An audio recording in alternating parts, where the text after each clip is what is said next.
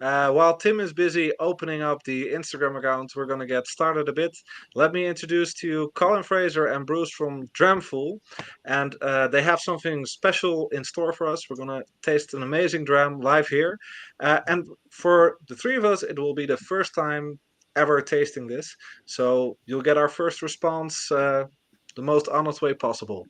So maybe it's good to hand it over a bit to Colin and Bruce and let them introduce themselves a bit to you. Okay, well, my name is Bruce Farker. I'm the founder and owner of Dramfool. Dramfool is a little bit of a play on words. Dramfool, as in a full dram. And where I am tonight, they don't have any whiskey glasses, so I've got a rather large whiskey in a brandy glass, which is good. So at Dramfool, we only bottle whiskies that we like. We're a small independent company. We've been very fortunate to acquire some really good casks, but ultimately we taste the whiskey, and if we don't like the whiskey, we don't bottle it. So Colin and I have been working together for 3 or 4 years seriously, and maybe a year before that, just as friends.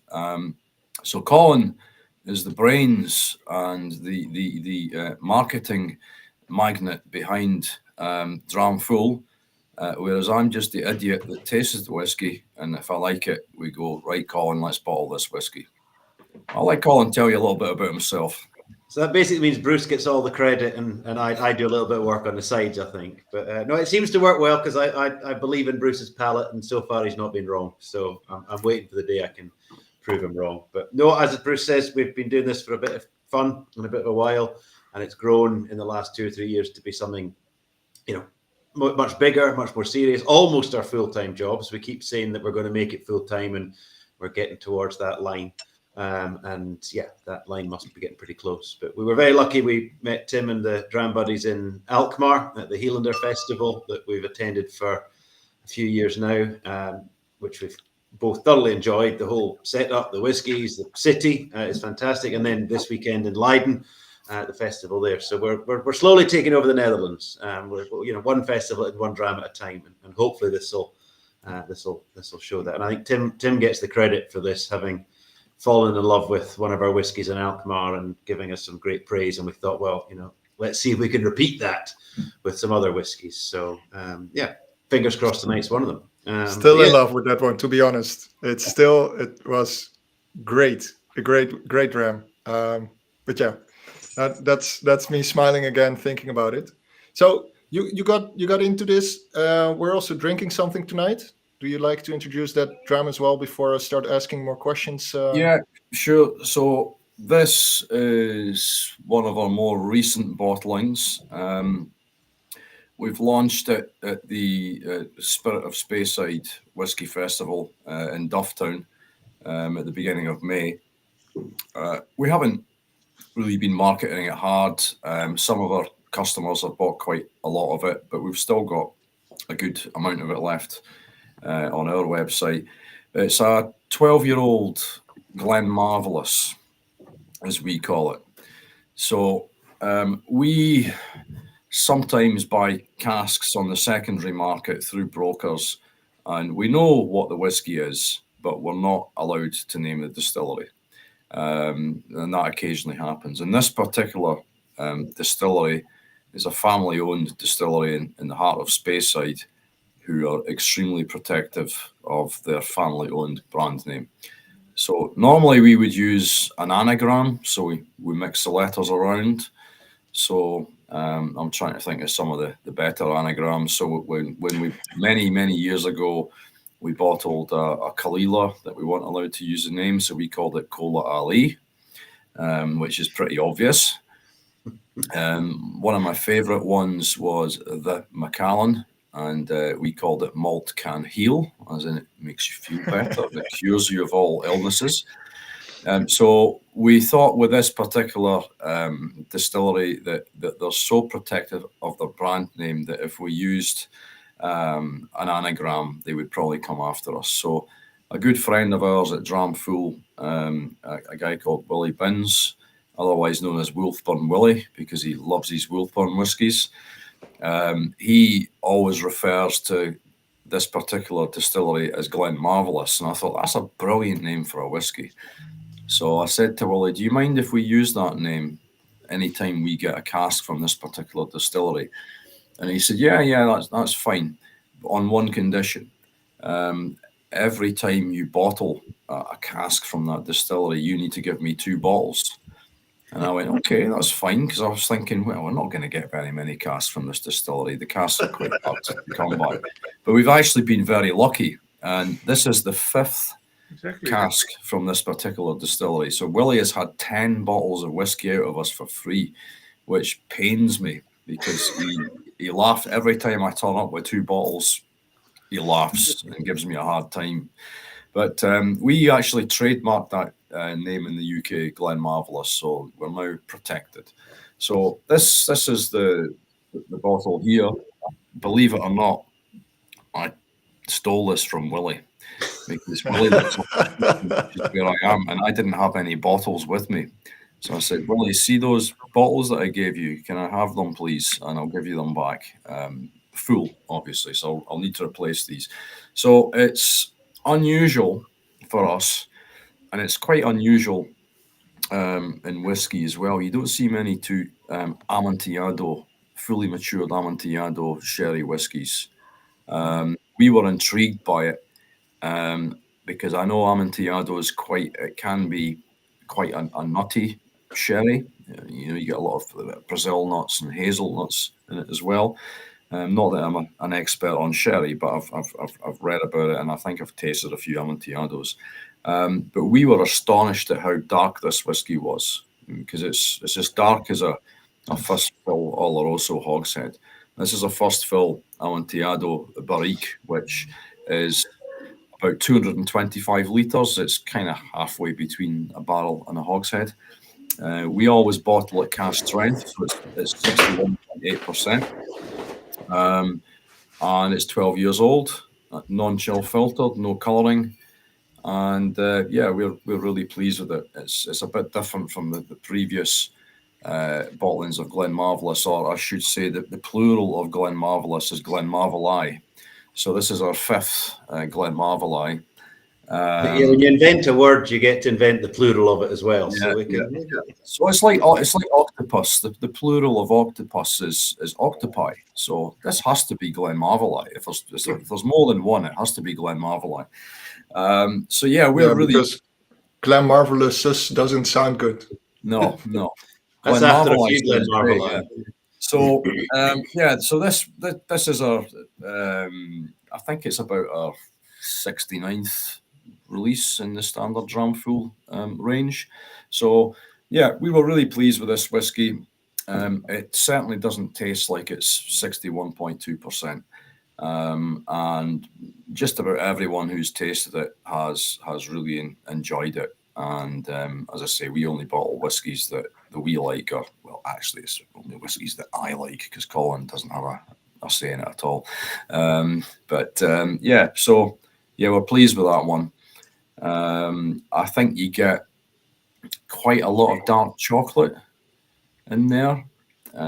Obviously, there's the kind of dark fruits that you would associate with Christmas cakes, a rich dark fruit cake. Now, as well. I found out on Friday, Bruce, that Christmas cake is not a tasting note that transfers to Holland because they don't have Christmas cake. They don't have Christmas cake. Oh, we have Christmas cheese and stuff like that. Yeah. We celebrate Christmas, but there's no cake involved.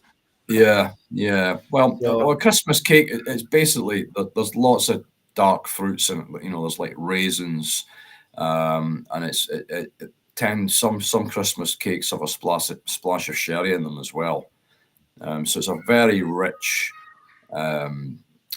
It's quite an intense cake. You can't when you eat it, it's sliced quite thinly. It's not like a big sponge where you'd have a big triangle, a big wedge, cut out of the cake.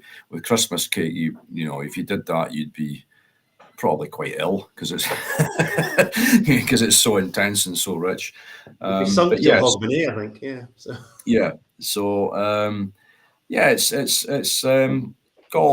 I can pick up figs and prunes, not fresh figs, but dried figs that you might get in biscuits. The Italians do those little fig cakes. It's like a fig kind of puree with a biscuit around about it, and you get those sort of flavours in the whiskey as well.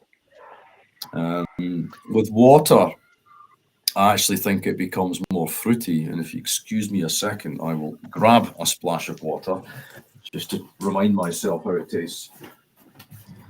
Let's ask you guys, what do you get from it? I mean, this was one that I had on Saturday at Leiden, and a gentleman came up.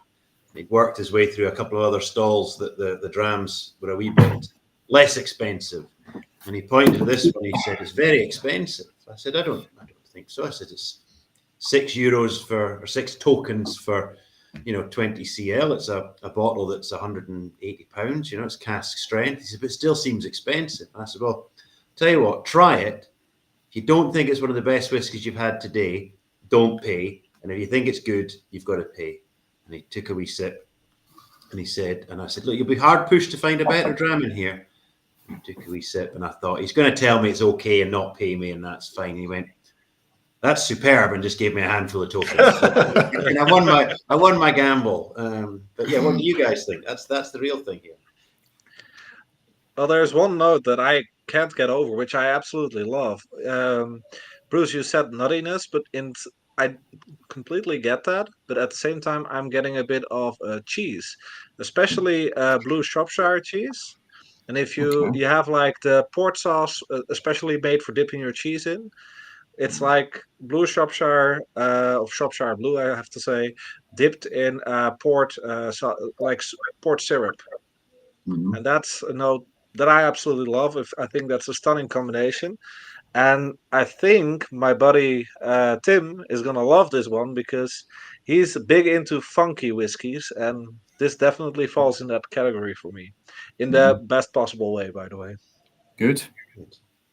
Well, weird that you say cheese. Now I'm trying to find it, and I lost my own notes. But I got the figs that you mentioned, Bruce. Like the dried figs, almost like the dusty dried figs. Yeah, like the white powdered sugar on them. Yeah, It looks like it.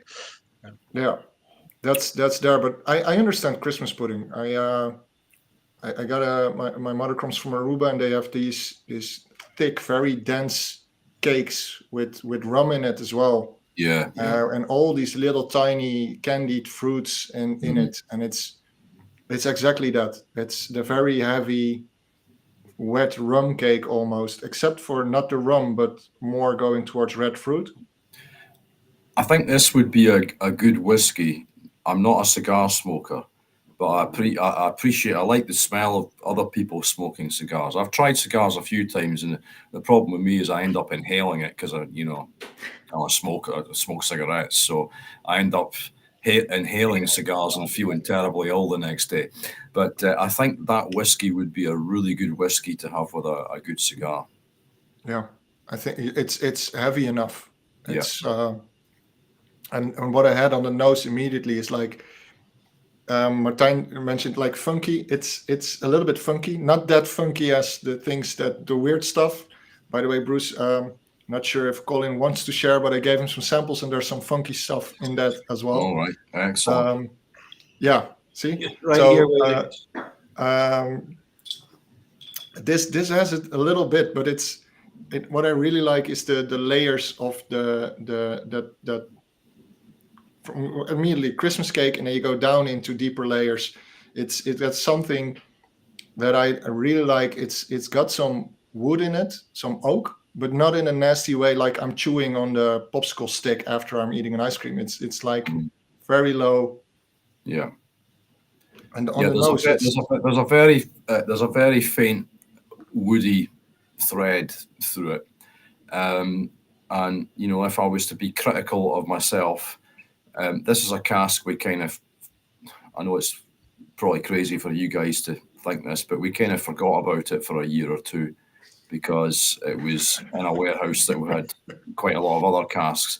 But it's difficult. I mean, Colin and I do this part-time, and when we do have the time to think and talk about the whiskey, we have to make a plan as to, right, what whiskies are we going to bottle? We've got to kind of plan it out.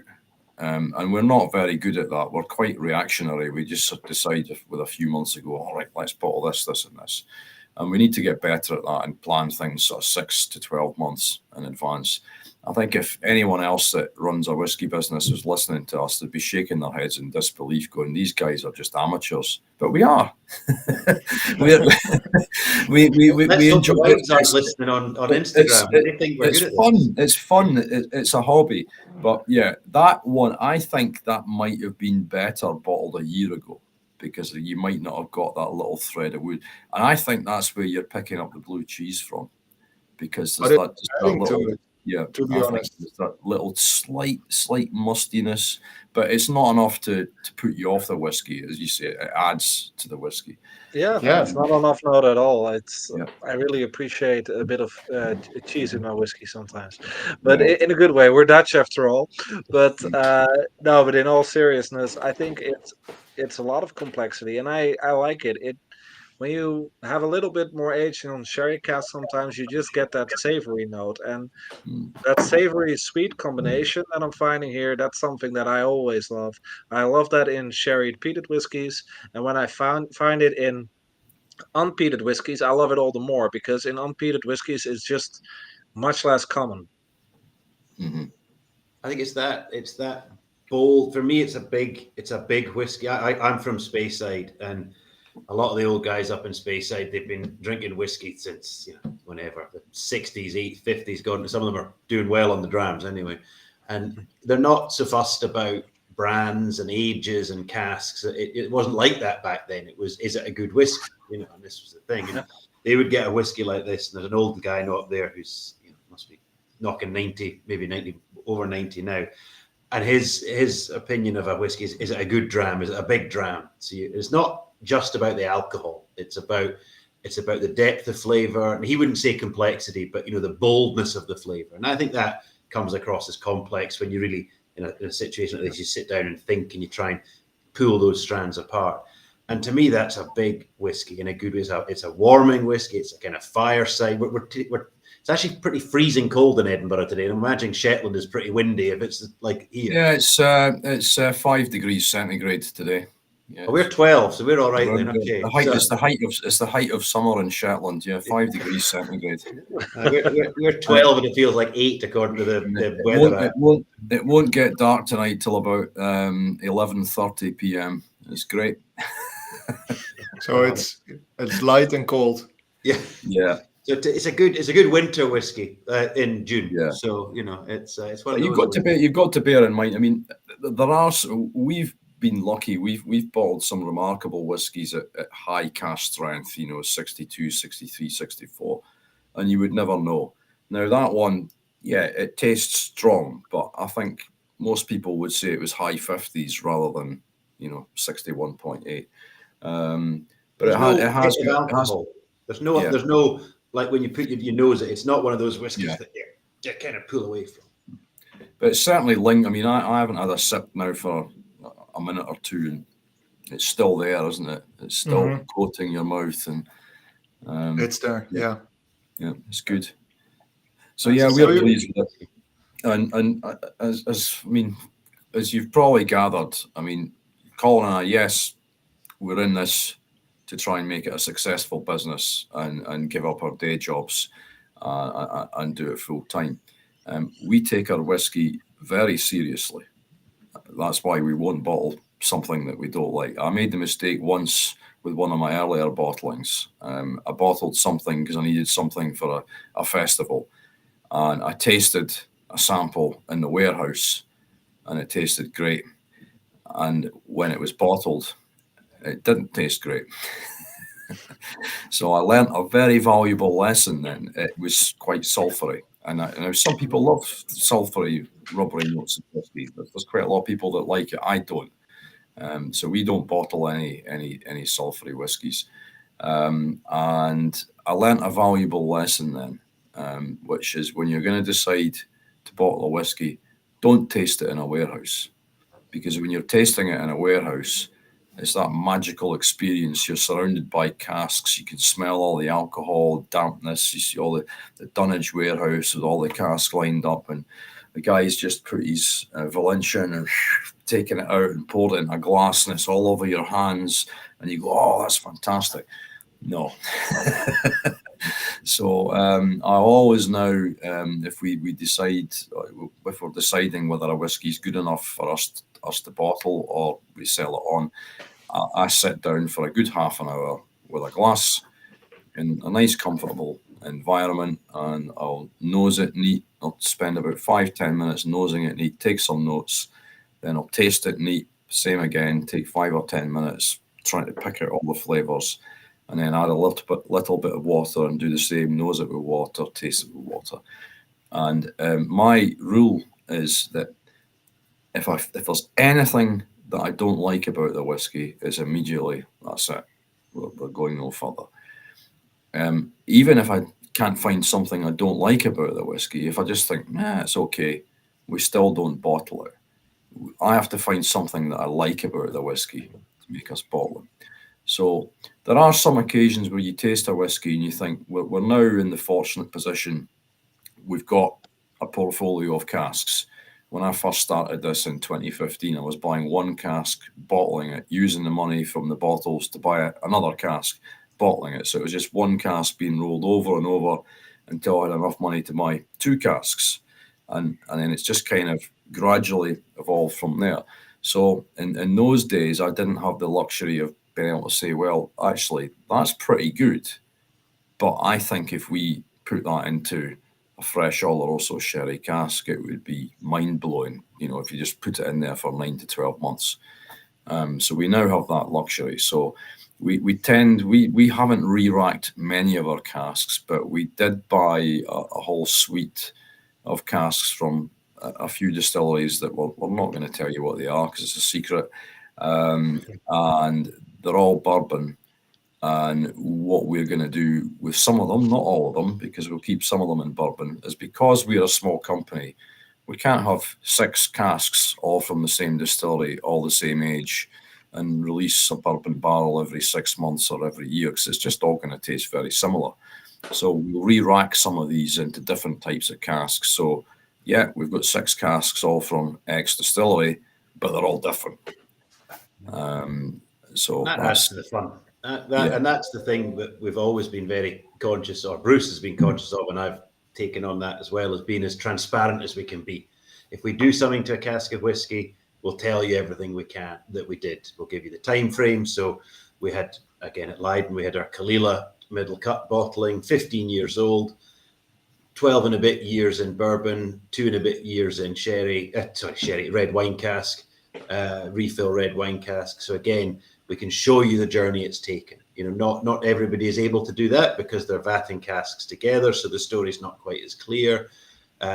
Finishing whiskey has no legal statutes, unlike maturing whiskey. So you can finish it for as long or as short as you wish. And some people perhaps don't finish it for very long and are just going for the color and to try and alter a whiskey or add a layer of color or flavor over that whiskey. Whereas we would always re-rack something to the point that it's made the impact we're going for. It's not a case of going in to say, this will be ready in 6 months or 5 months, or we need this ready for a festival or a single cask exclusive. And wait, and that's key. It's a good point. I mean, we're not just going to bang everything into fresh Oloroso cask because it is a darker whiskey and people might want to pay more for it. We're only going to do it if we think the whiskey's going to benefit from picking up some of those Oloroso flavors. But I'm a firm believer, having worked in various industries in my time and seen what can go wrong when people tamper and meddle with things. Don't fix it if it's not broken. So what do you do if you don't like the dram you're tasting from a cask? What if it doesn't get better? If we don't like it and we don't think we can do anything with it, i.e. re-rack it or leave it for longer, we sell the cask. Most of the casks we buy them blind. So we know what it is, we know how old it is, we know what wood type it's in, we know the strength, we know the volume. So it's a gut feeling, with a little bit of experience that we've picked up in buying casks, right? That should be okay. We buy it. And then once we buy it, it has to be moved to a warehouse that we have a relationship with, and they can then re-gauge it to check the strength and the volume to make sure it ties in with the figures from the seller, and we haven't been, ripped off. And then we get them. We always draw at least one 70 cl sample. We don't go for 10 cl samples. It has to be a full 70 cl sample because it's a lot of testing goes on. Yeah, we need to give it a good tasting, and So if we really don't like it and we think there's nothing we can do with it, sometimes you can sell it back to the person you bought it from, and you usually lose maybe 5% of the cost. So we'd rather lose 5% of the cost than lose our reputation. The other thing you can sometimes do is we've got other people that we're in contact with, other independent bottlers. We can say, we've got this cask, here's a sample, doesn't fit our flavour profile, have a taste of it. If you like it, make us an offer.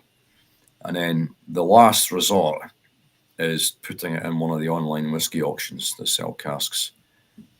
We've done that twice, and the 2 times we did it, we actually doubled our money, which was crazy because we sent them sample. We didn't think it was a good whiskey, and we sent them a sample, and the guys that were doing the auction wrote up a tasting note saying it was great whiskey, and I'm like, oh no. I'd have bought it back on those tasting notes. It was you know what it was? It was a whiskey that I'd always wanted to bottle. It was a Longmorn. I really liked Longmorns. It was a bourbon matured Longmorn. It was 10 years old. It was high strength. It had a nice colour to it. But it was one of those whiskies I was talking about where I couldn't find anything wrong about it. There was nothing wrong with it, no off notes, but I couldn't pick anything that I liked about it. Now, this was a good few years ago when we didn't have a lot more casks, and it was something that we were going to have to bottle in the next year, and I just thought, we can't do anything with this in a year, so we sold it. Now, if we'd had that, I might think, well, we could stick that into an Oloroso hogshead for a couple of years, and it'll probably do really well because Longmorn and sherry is really good. But at that time, we couldn't do anything. So my good friend Willie, when I told him I'd bought the Longmorn cask, and he was over the moon, oh, I can't wait to try this. And then I didn't see him for a few months. He says, what's happened to the Longmorn? And I said, I sold it because it was shit. And he was heartbroken. It's a great whiskey when you get a good one, Longmorn. Yeah. That wasn't. Yeah, it's just one of these. It's just one of these things. So yeah, I mean, you're only as good as whatever field you're in, whatever industry you're in, whatever little business you run. You're only as good as the last thing you've done. So if we do a bad bottling, word will get out.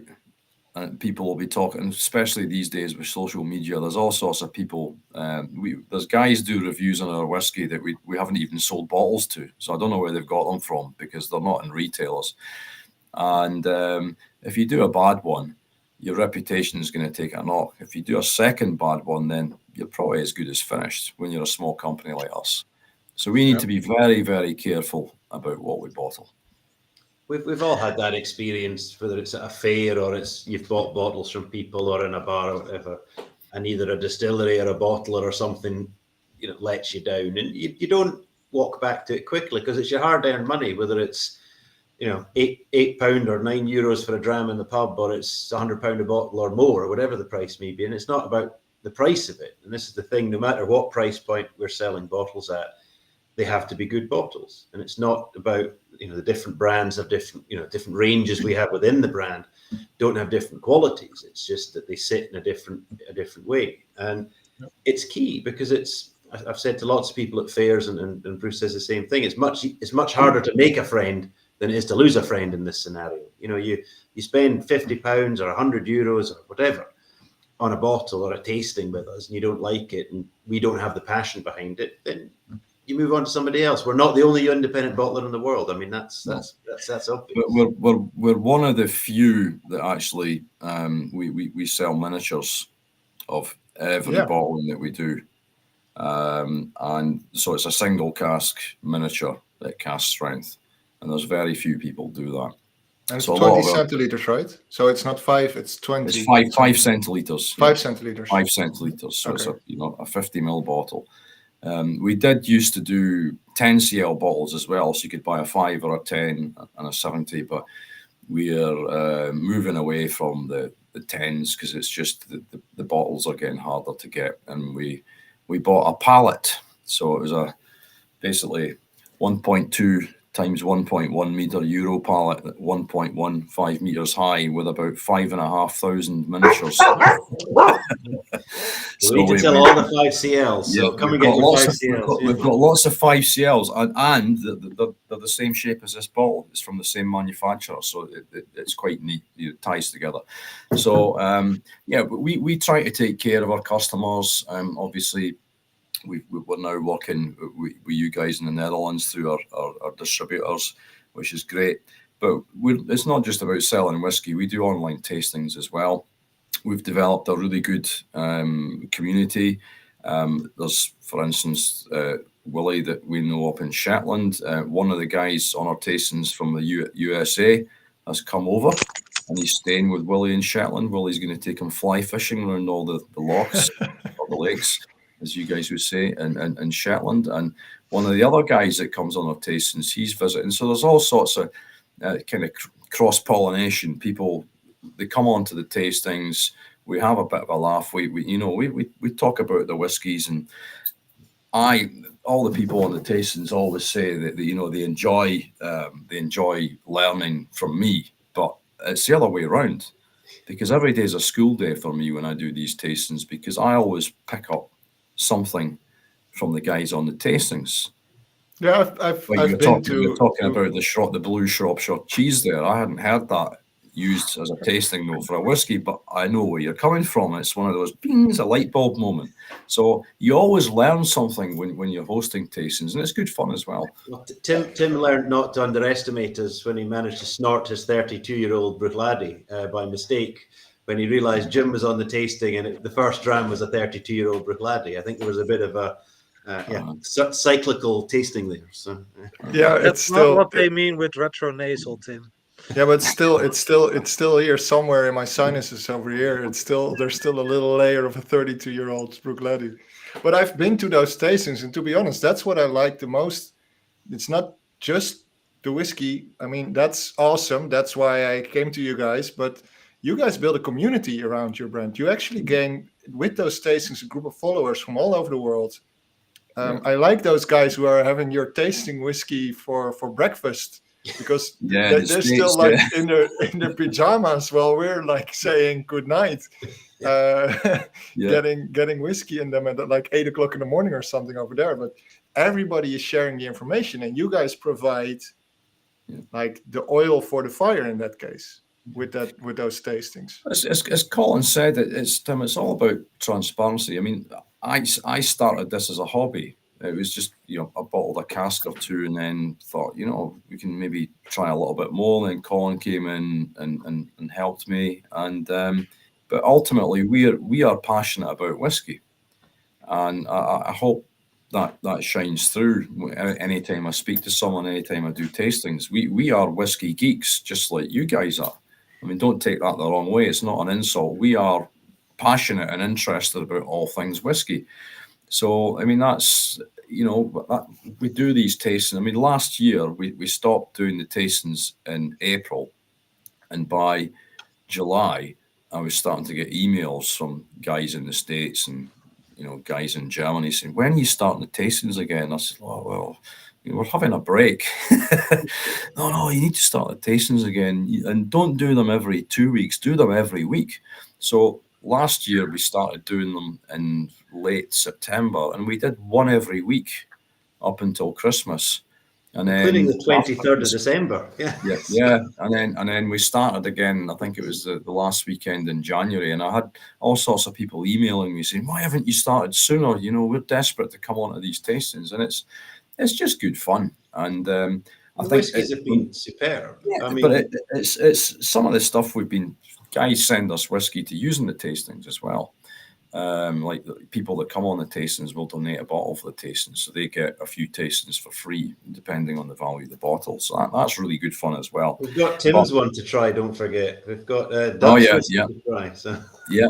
But it's for me, it's I learn a lot, not just because of the feedback I get and the flavors that other people pick out, but it also gives me and everyone else in the tasting an opportunity to try different whiskies. And I think the more whiskies you taste, the more knowledge you have, and it helps you pick out flavors. So yeah, we do Dramfool tastings, but probably 90% of the tastings that we do online are with other people's whiskies. And we always try and pick whiskies that are going to be good. So we're not, we're not looking to, pick out, like, I know that whiskey's bad, so we can use that in a tasting and we can say that X indie bottler, they bottle really rubbish whiskey. No, it's not like that. We're actually, all the independent bottlers are a community, and they all try and help each other out, as do the big distillers as well. They all help each other out. I mean, there's a story that I think Lafroig they were struck down. This was before COVID. They had some sort of virus that wiped out half their distillation team. And Art Begg sent 3 guys up and said, well, we'll come and help you. We've got some spare bodies and we'll help you for a few days until your staff feel better and they can come back to work. So that sort of stuff goes on all the time in the whiskey industry. It's unlike a lot of industries because, obviously the car industry is very competitive. Oil and gas industry is very competitive. Shops, internet shops, online stores are all very competitive. But in the whiskey industry, it's a nice environment. I was quite taken aback by it. Yeah, so you showed the bottle earlier, and I was wondering something because I've seen bottles from you guys with the casks stacked up with a yellow dot. Yeah, And this one has a red dot. Yeah, so we've rebranded recently. This was the second bottle in the new rebranding because we wanted to tie in with the Dramfool's middle cut, and we felt that the tall rounds, we're trying to sell something that's a little bit different, and there's a lot of people use the tall round standard bottles, so we changed it slightly. But basically, the color of the cask basically tells you what sort of cask it is. So if it's red, it's sherry. If it's yellow, it's bourbon. If it's purple, it's rum. If it's a really deep red kind of, what's the word I'm looking for? A maroon kind of red, halfway in between red and purple, it's port. But I think we've only done 2 of those. And I think we've only done 1 rum, actually. No, we've done 2 rum. And if it's a grain whiskey, we usually use a kind of an amber, like a pale orange colour. And we'll actually need to use a bright orange colour in the next few years because we've just purchased a Vinho Naranja cask, which is a Spanish orange fortified wine cask. Yeah, so come back in a few years. We'll see how that works out. So I'm staying. I'll wait.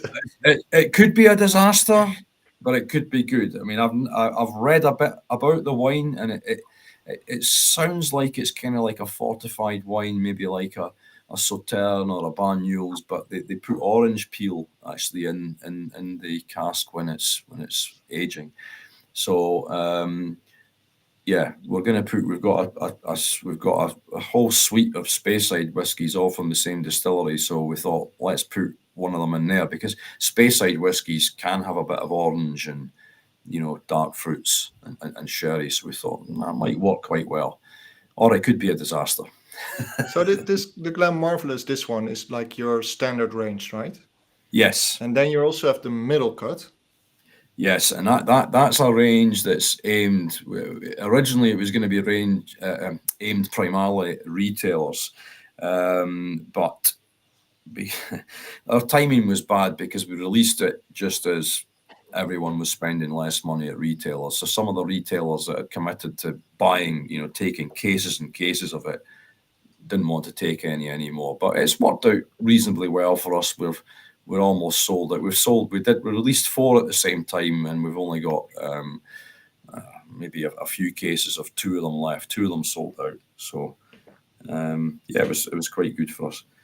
I don't mean to be rude, but I am going to have to join you on this meeting on my phone because my laptop battery is at critical, and the cable for it is 40 kilometres away up at Sullom Oil Terminal because I forgot to take it home with me. There's always a tech issue. Don't worry about that. It's not only me the tech issue. Yeah. As Bruce will attest to. While you're try and thinking, I was wondering, the one question that keeps popping up for me is, I love the fact that you send back casks or you resell them if you don't like them. And it got me wondering, what is your success rate by approach, in a way? Like, We've out of been very 10 lucky. casks, We've been lucky. We've actually only sold 3 casks on. okay. We've been really lucky, and that's out of about, including the McEwen casks, that's out of about 100 and, well, no, it's more than that actually. It's probably out about nearly 200 casks. But that said, there are some that aren't at the point for bottling, and if we get to the point and we don't think they're ready or they've had enough time, that statistic could change quite drastically. Yeah, fair enough. We've been very fortunate. Bruce is a long-standing relationship with Isla and Isla Distilleries, from bottling with friends originally to bottling as Dramfool. So we've had quite a lot of Bruichladdich casks in Port Charlotte and Octomore, and they were predominantly, if not exclusively, put into first fill casks. So you were less likely to get a refill cask, which, you know, when you're buying from a list and you're buying without a sample, which, as Bruce already said, that's the majority of the time, you don't really always know the history of the cask. It might say refill, or it might not. When you get the sample, it's very obviously a refill, you know, and therefore the cask isn't giving a lot. And as somebody once said to me, you know, not a lot. The majority of whiskey was not meant to be single malt.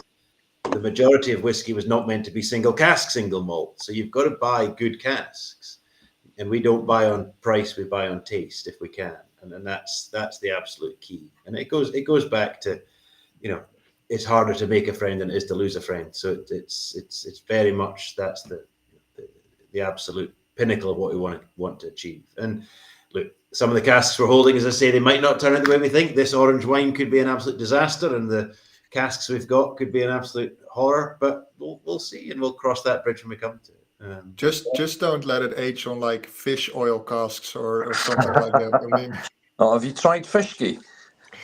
no. The Bruichladdich Fishkey. Well, one of the guys that comes on our tasting, he actually met us in Edinburgh, took a few drams, and he brought us a sample of Fishkey, which is Bruichladdich that was re-racked in Germany into herring casks, so casks that had been used to ferment herrings. And a lot of people think it's the worst whiskey in the world. And after tasting it, I can certainly say it's not the worst whiskey in the world. I've tasted far worse whiskies than that. What was really weird about it, I'm not that keen on, you know, really fishy sort of fish. I don't mind white fish. But, you know, I was expecting this to be like a pickled herring or, you know, really fishy mackerel. I didn't get much fishy notes on the nose or the palate. It was just really salty. Really salty. And I like salty food. I put too much salt on my food, but it was weird when you put it in your mouth. It just coated it was a thick texture, and it coated the mouth, and it was just pure salt. But it was interesting to try it. And the guy that brought it over for us, I think he was a bit disappointed because I think he was wanting to shock us and say, "Oh, that's terrible." But I actually found it really interesting because I'd heard about this. It's kind of got a legendary status. But if you ever get the chance to try Fishkey, I mean, I had a whole dram and it was fine. But it's not a whiskey you could sit and have another one. You have one dram and that's it for the night. I think if you had 2 or 3, yeah, I think you'd probably you'd die of a salt overdose. You need new kidneys. Yeah. It wasn't my favourite. Oh God, I took the remainder of my sample to a barbecue with friends and poured it out ceremoniously and said, try that. And no one spoke to me for about half an hour. So it wasn't the best. I think in Alkmaar we tasted the 7.1 from the Jim McEwen series. Right now we're already at the 8 series. So just wondering how many, if you can spill anything on this, how many more years of his signature collection do you have, or are you going to be publishing? It ends this year, so we're doing 9 releases. So you just had release 8 and release 9, which will be September, October. It's the last release. So that will be 27 because we released them. Bruichladdich, Port Charlotte, Octomore. So that's 27 casks. We also bottled 3 Journey's End bottlings, which were Jim's casks. So that's 30 we've done. Plus there was an Octomore that was a little bit leaky, so we bottled that as a special festival bottling a couple of years ago. So we've actually bottled 31 of Jim's casks, and we've got 9 left. And the 9 that we've got that are left are all after 2012, which is interesting because in 2012, that's when Bruichladdich stopped selling casks. So we've got casks from after 2012, and no one else will have them because Bruichladdich stopped selling to anyone in 2012. So we haven't decided what we're going to do with them yet. Some of them probably aren't far away from being ready, but some of them need a little bit more time. So there will be a new McEwen range of sorts coming out, but it won't be the Jim McEwen signature collection, and it won't be this year, probably not even next year, but maybe the year after. But fear not, we have plenty of other Bruichladdich and Port Charlottes. We've got 2 Lockendalls. We acquired a Rins cask this year, which is even rarer than Lockendall. And people I always thought that Rins was another spirit style. But I found out the year before last, speaking to someone quite high up at Bruichladdich, it wasn't Jim, by the way, because anytime we ask Jim about Lockendall or Rins, he changes the subject. He doesn't want to give any. He's quite old school. He doesn't like giving any secrets away like that about his former employers. But one of the big chiefs at Bruichladdich told myself and Colin, because we were asking about Lockendall and if he had any Rins. And I says, that's the only spirit style we haven't bottled. He said, oh, that's not a spirit style. He says, that's a vatting. It's a vatting of Port Charlotte and Bruichladdich. So I was up until 2 years ago, I thought Rins was the 5th spirit type that they produced, but it's 3 parts Port Charlotte to 1 part Bruichladdich, apparently. Wow. But we're talking about this special edition, but maybe nobody's watching this. So you have the standard range, you have the middle cut, and then some special editions, but you also have the Jim McEwen signature collection, right? So yeah, story behind it. Well, very unusual. I was actually on the overnight ferry from Aberdeen to Lerwick to do my other job. Colin, I think you should mirror your camera, man, because you're showing all the bottles and it's like... If I can figure that out, I'll do it. There we go. Settings and then mirror. Settings and mirror, right. Video. You keep talking, Bruce. Yep, so I was on the ferry up to Lerwick, the overnight ferry, and a friend of mine texted me and said he's in the whiskey business, and he said to me, look, I know someone who used to be a manager at a distillery, and he's got a lot of casks to sell. Would you be interested? He says, I can't buy them all. He says, I don't have the money to buy them, but maybe you do. And I went, okay. And he said, I'll pass on your phone number to him. I went, right, fine. So I went back on the ferry into the bar, had a couple of beers, was watching the football on the big screen, went to bed, got up in the morning, drove up, went to work, came home in the evening to the guest house I was staying in, and I'd completely forgotten about this conversation. And my phone rang about 7 o'clock in the evening And I'm looking at my phone, and there's a mobile number, and I don't recognise it. I'm going, who the hell's this? And I nearly didn't answer it because I thought it's probably a scam call or something. So I thought, I'll answer it. I says, hello. And this voice just says, hello, is that Bruce? And I went, yes, it is. He says, it's Jim McEwen. And I'm thinking, I wasn't thinking about whiskey because I'd had a hard day at work. And I'm thinking, who the hell's Jim McEwen? Who do I know a Jim McEwen? And it just suddenly the penny dropped. And I says, is this the Jim McEwen of Brookladdie? And he went, who the bloody hell did you think it was? And then he just said, I hear you're interested in buying my casks. And I says, oh, right, it's your casks.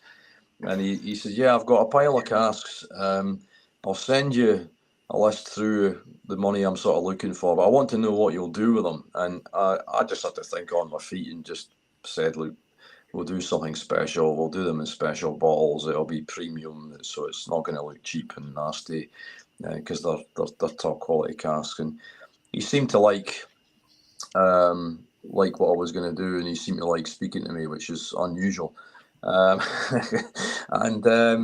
So he sent me this list through with the prices. There's 40 casks, and I'm looking, thinking, I just cannot afford to buy these, maybe half of them.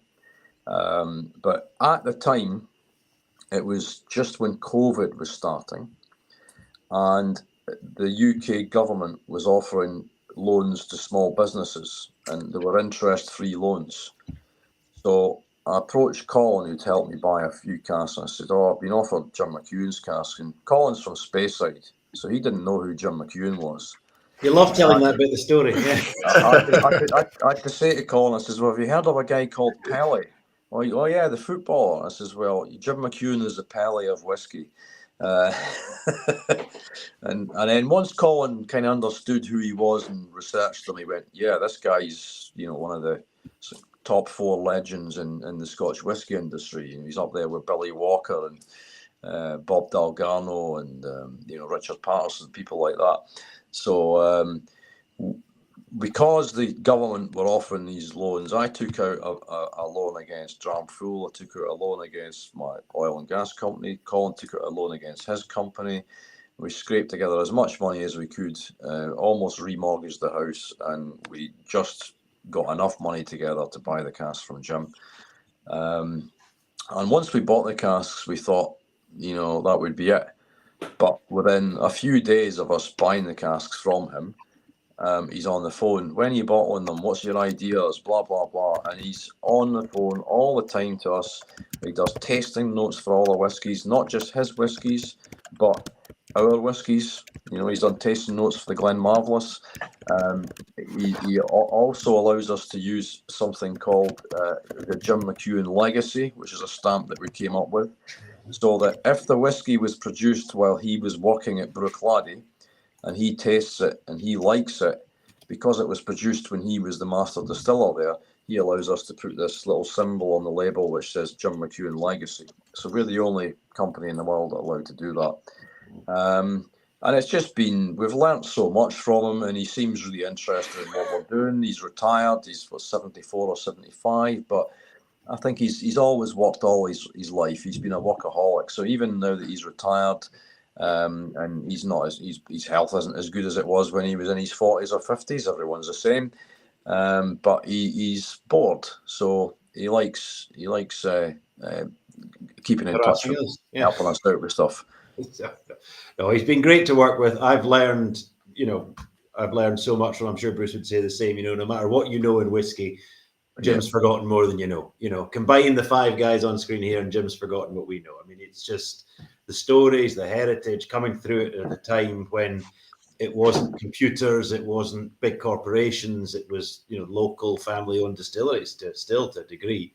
It's remarkable, and to set up, to reinvent and relaunch Brookladdie with a big team of people. He always labours the point, as is correct.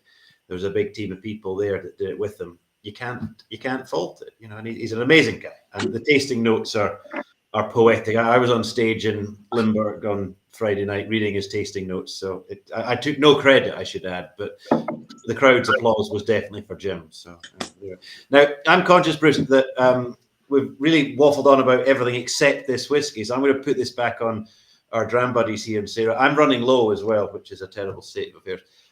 what do we think of this whiskey? It's opened in the glass. It's changed. It's improved. Or is it different? You tell us. I like it a lot, but that's me. I'm sorry. I'm gonna let the other guys talk to this a little bit about this as well. What they think.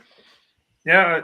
Like probably what you wanted to confirm. I like it a lot. I think it's definitely something that would be really nice in winter, even though, your guys are a little bit cold here. It's pretty decent weather, so it's even nice in, well, it's not full on summer, but it's reasonable weather.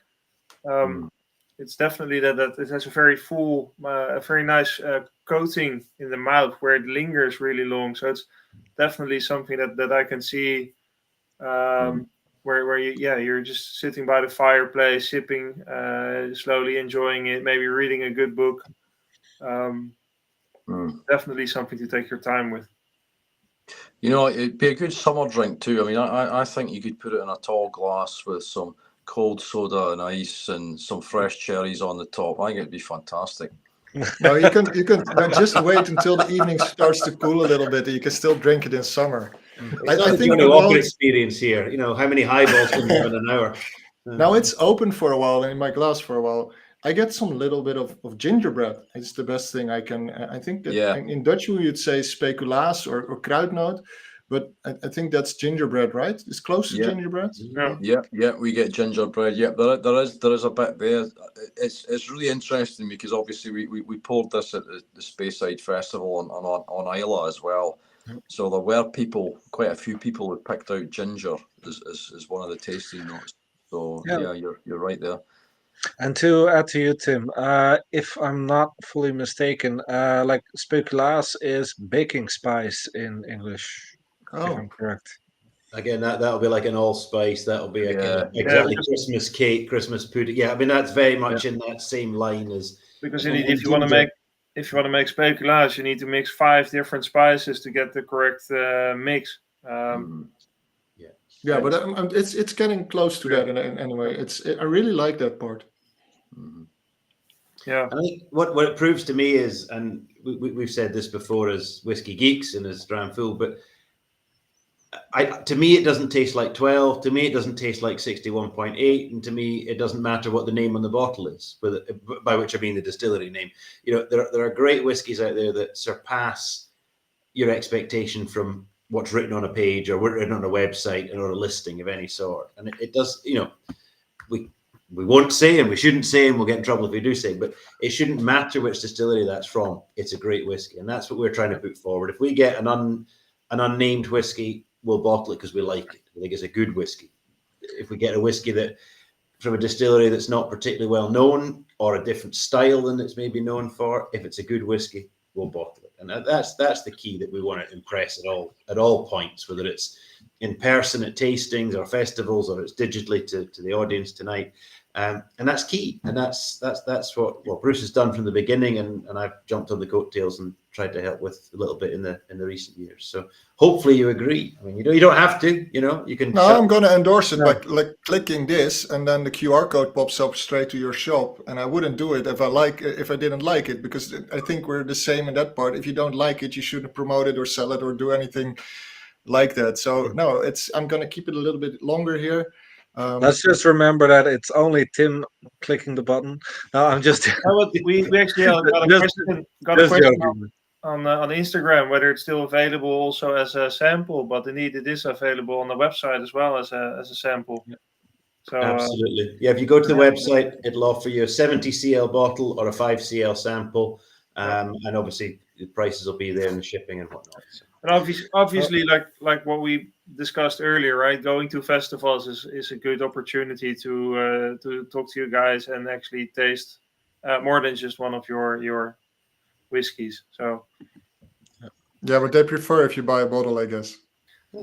It's about getting whiskey in glasses. It doesn't matter if it's in a tube in the post.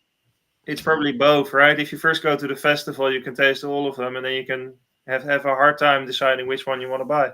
Yeah, so also you got a new supplier in the Netherlands recently, or at least it's available in the Netherlands as well at the Better Liquor stores.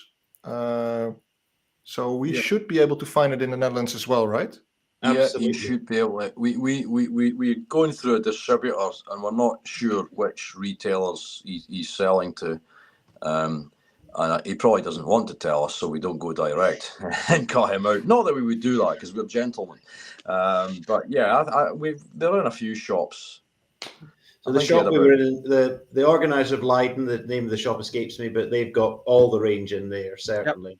So, I saw them there, and it's actually like my daily job is just visiting liquor stores, and it's in quite a bit of places. I've been Good. seeing them around, so I haven't seen the 5CL bottles though. Mainly No, just we didn't do those. It's something. Well, we need to talk about that, Colin. But it's something we could do if they were interested. But if you just want the 5s, you can get them from us. If you want the 70s, you're better buying them in the Netherlands, I would think. And if your local shop doesn't have them, tell them to speak to High Spirits and that you'll buy them. That's the key. So get the name out there. So. What I would like to add about this is not really a tasting note per se, because we've covered that a bit. But what really speaks to me about this dram is that this just shouts to be paired with food. So this would make so many excellent pairings, and I am trying so hard to get more whiskey in restaurants, just because I think some drams are just made to pair with food, but this would go well with meat. This would go well with dessert. This would go well with cheese. There's so many layers here that it would just pair beautifully with, and it would just take both experience to another level, in my opinion. So I just wanted to add that one. Yeah, no, that's a good point. I think you're right. There are some whiskies you taste and you just think, I don't think I could go with anything. But yeah, I think you're right. I think with a dessert, with a really rich dark chocolate dessert, whether it's a cake or a mousse lava or cake. something like that, yeah, they would go well. And I think you're right. That might go well with. I think that would go well with venison. Yeah. With a kind of a red fruit sauce with that on the side. I think that would go well. There's the next challenge, Bruce, to do tastings with food that we can sort of vacuum so seal. We're gonna have to ship parcels of food all over the world as well, Colin, as well as. No, just create small recipe booklets. Just put them within the box. Next time that you're visiting the Netherlands, just make a phone call to him. He'll turn on the Barbie for you, and then excellent. Yeah, you can find something. Yeah, that's the deal. So, and unfortunately, we know that the attention span of our normal followers is like about an hour. We're over. I think this is one of the sessions where the Drambuddies never have been more silent than this. So thank you guys for this. Really nice to have you and to be able to talk about this great dram. I think people are scanning the QR code because we got a counter in the system. That's also nice. People are asking where they can get samples. So I guess you will get some emails with requests. Anything you'd like to throw out there as a final statement? No, it's just fantastic to speak to you guys. It's great to speak to fellow whiskey enthusiasts. So thank you very much for inviting us. Obviously, we've got some more whiskies in the pipeline. We haven't decided what they are yet, but hopefully they'll be good. But yeah, no, thank you very much for having us on. Really enjoyed your company. It's been great fun. Okay, so what I'm going to do is I'm going to close your camera and then I'm going to end the show. If you want to stick around, you can stay around and I'll turn it back on the camera when I closed it on Instagram. But for now, thank you for watching. Naar onze kijkers, ik switch toch even naar Nederlands. We got some German people watching and they're pretty glad that we finally do a show in English. So they've been watching the whole show. Thank you for that. And see you next time at the Drambuddies. So till next time. Cheers.